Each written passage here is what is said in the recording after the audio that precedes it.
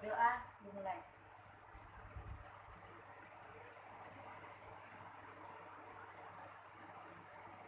Berdoa selesai. Pembelajaran kita hari ini adalah macam-macam campuran dan metode pemisahan campuran. Oke. Nah, terlebih dahulu Ibu akan bertanya dulu ke kalian. Apakah kalian pernah melihat seseorang yang memisahkan santan dan kelapa parutnya? Pernah. Dengan menggunakan apa? Saringan. Oke.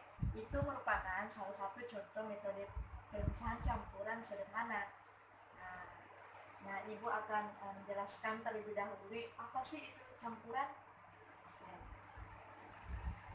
Oh iya, terlebih dahulu Ibu akan menyampaikan tujuan pembelajaran yang kalian capai, yang akan kalian capai. Yang pertama, dapat menjelaskan macam-macam metode campuran, metode pemisahan campuran. Dan yang kedua, dapat menjelaskan perbedaan campuran homogen dan heterogen. Dan yang ketiga, dapat membuat alat penjernihan air menggunakan metode pemisahan campuran. Oke, itu adalah tujuan pembelajaran yang akan kalian capai. Selanjutnya, Ibu akan menjelaskan apa sih itu campuran. Nah, campuran itu adalah suatu zat yang terdiri atas dua atau lebih zat yang masih mempunyai sifat zat unsurnya. Nah, campuran tersebut terbagi menjadi atas dua, yaitu campuran homogen dan heterogen. Nah, bisa kita lihat campuran homogen ini contohnya itu sirup, dan campuran heterogen biasanya itu contohnya minyak dan air. Selanjutnya, Ibu akan menjelaskan terlebih dahulu campuran heterogen itu apa. Nah, campuran heterogen ini terjadi karena zat yang tidak dapat bercampur dengan satu dengan sempurna, sehingga dapat dikenali zat penyusunnya. Nah, dapat kita lihat gambar ini tadi, dan tadi sebelumnya masih kita lihat ini merupakan minyak, dan ini yang bening ini adalah air. Jadi heterogen ini, campuran heterogen ini masih bisa kita lihat zat penyusunnya. Nah, termasuk campuran heterogen. Nah, selanjutnya campuran homogen. Nah, campuran homogen ini tadi biasanya contohnya itu larutan-larutan. Nah, campuran homogen ini adalah campuran yang tidak bisa dibedakan lagi zat-zat yang tercampur di dalamnya. Nah, contohnya larutan ini. Nah, ini kan kita tidak tahu campuran apa saja yang terdapat di larutan ini. Contohnya larutan gula, larutan gula, air dengan gula. Dan jika kita aduk dan setelah kita aduk, nah, selanjutnya macam-macam metode pemisahan campuran. Nah, yang pertama filtrasi, kedua sentrifugasi, ketiga destilasi, keempat kromatografi, kelima sublimasi, dan yang terakhir dekantasi. Nah, Ibu akan menjelaskannya. Nah, yang pertama itu filtrasi. Nah, bisa kita lihat di atas ini gambar metode cara pemisahan campuran dengan cara filtrasi. Filtrasi itu biasa diartikan dengan penyaringan. Filtrasi ialah metode pemisahan campuran yang digunakan untuk memisahkan campuran dan padatan yang tidak larut berdasarkan pada ukuran partikel zat-zat yang tidak bisa dicampur. Nah, seperti tadi santan yang berasal dari kelapa parut dengan menggunakan air dan saringan. Nah, itu adalah contoh metode filtrasi. Dan selanjutnya metode ini adalah metode sentrifugasi. Nah, bisa kita lihat gambarnya. Metode ini sering digunakan sebagai pengganti filtrasi jika partikel padatannya itu sangat halus dan jumlah campurannya lebih sedikit. Metode sentrifugasi ini digunakan secara luas untuk memisahkan sel-sel darah, misalnya sel darah merah dan sel darah putih dan dari plasma darah. Yang ketiga, ini metode destilasi. Ini gambarnya bisa kita lihat.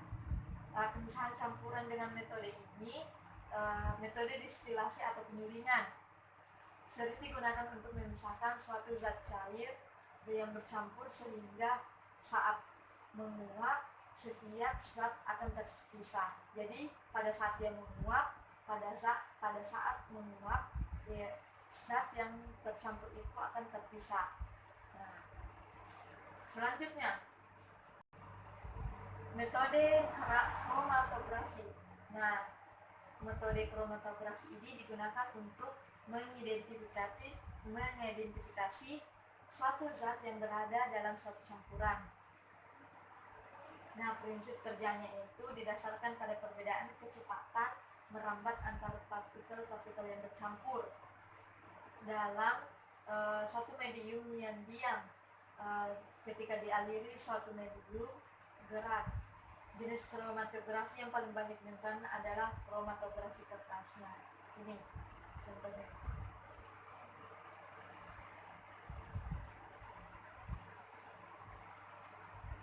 Nah, ini adalah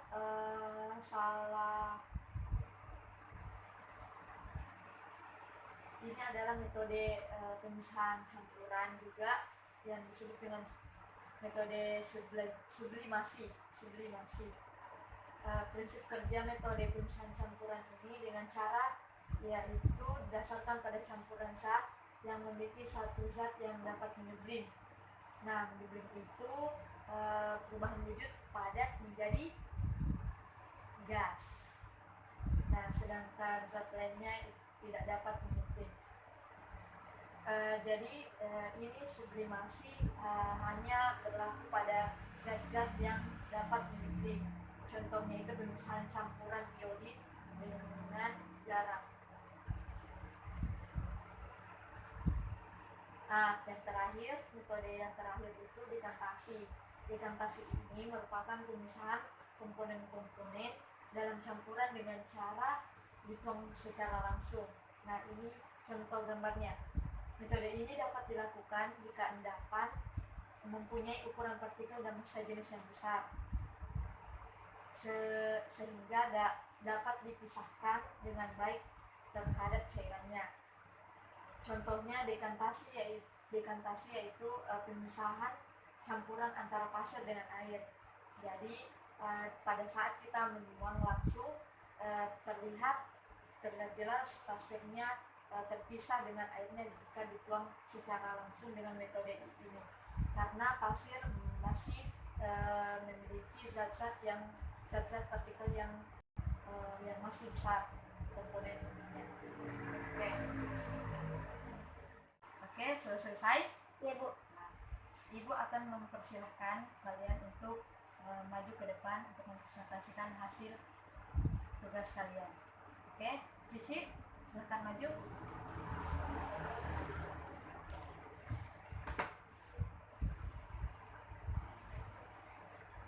Assalamualaikum warahmatullahi wabarakatuh. Waalaikumsalam warahmatullahi wabarakatuh. Ada di sini ingin membacakan tugas saya. 1. Jelaskan dua jenis campuran yang kamu ketahui. 1. Campuran heterogen adalah campuran yang terjadi karena zat yang tidak dapat bercampur satu dengan yang lain secara sempurna, sehingga dapat dikenal zat penyusunnya. 2.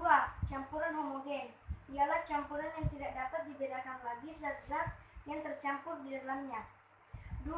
Tuliskan satu contoh masing-masing jenis campuran tersebut. Campuran homogen sirup, dan campuran heterogen yaitu minyak dan air. Oke, baik sekali. 3. Jelaskan macam-macam metode pemisahan campuran. 1. Filtrasi atau penyaringan. Filtrasi adalah metode pemisahan campuran yang digunakan untuk memisahkan campuran dan padatan yang tidak larut. 2. Sentrifugasi. Metode ini sering digunakan sebagai pengganti filtrasi jika partikel padatan sangat halus dan jumlah campurannya lebih sedikit. 3. Destilasi atau penyulingan. Metode ini yang digunakan untuk memisahkan suatu zat cair yang bercampur sehingga saat menguap, setiap zat akan terpisah. 4. Kromatografi. Metode ini digunakan untuk mengidentifikasi suatu zat yang berada dalam suatu campuran. 5. Sublimasi. Sublimasi.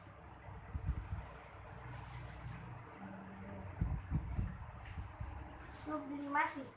Metode ini didasarkan pada campuran zat memiliki satu zat yang dapat menyublim atau perubahan wujud padat ke wujud gas, sedangkan zat lainnya tidak dapat menyublim. Dekantasi. Dekantasi merupakan pemisahan komponen-komponen dalam campuran dengan cara dituang secara langsung. Oke, nah itu tadi penjelasan tugas dari Cici. Ya, silahkan kembali ke tempatnya. Ya, bagus sekali. Nah, jawabannya ya bagus sekali dari oke.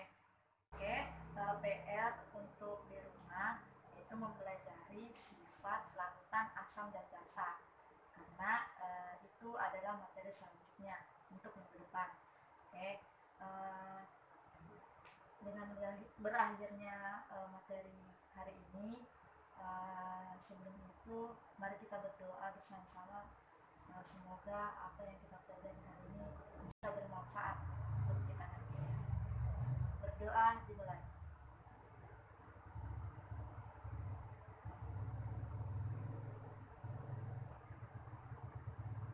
Berdoa selesai. Oke. Ibu akhiri dengan ucapan wabillahi taufiq wal hidayah. Wassalamualaikum warahmatullahi wabarakatuh. Waalaikumsalam warahmatullahi wabarakatuh.